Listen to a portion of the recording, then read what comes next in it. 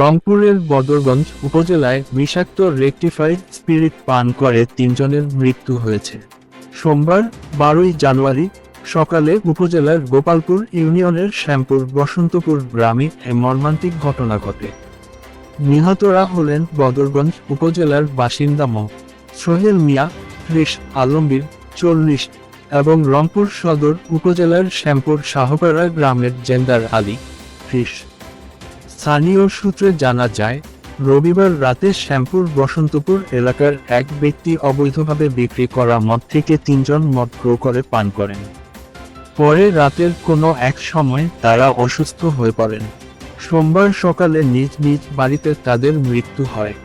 এলাকাবাসীর অভিযোগ, ওই এলাকায় দীর্ঘদিন ধরে রেকটিফাইড স্পিরিটের অবৈধ ব্যবসা চলছিল। স্থানীয়দের দাবি, সংশ্লিষ্ট ব্যক্তি আগেও একাধিকবার আইনশৃঙ্খলা বাহিনীর হাতে আটক হলেও শাস্তির অভাবে আবারও একই কর্মকাণ্ডে জড়িয়ে পড়েন। বদরগঞ্জ থানার officer in charge OC Hasan Zahid Sarkar জানান, নিহতদের মধ্যে 2 জনের মরদেহ ময়নাতদন্তের জন্য রংপুর মেডিকেল কলেজ হাসপাতালের মর্গে পাঠানো হয়েছে। অপরদিকে রংপুর সদর থানার পুলিশ জানায়, সদর উপজেলার নিহত ব্যক্তির মরদেহ একই হাসপাতালের ময়নাতদন্তের জন্য পাঠানো হয়েছে। ঘটনার পর পুরো এলাকায় শোক ও আতঙ্ক বিরাজ করছে। স্থানীয়রা অবৈধ ও বিষাক্ত মদের ব্যবসার বিরুদ্ধে দ্রুত ও কঠোর ব্যবস্থা নেওয়ার দাবি জানিয়েছেন।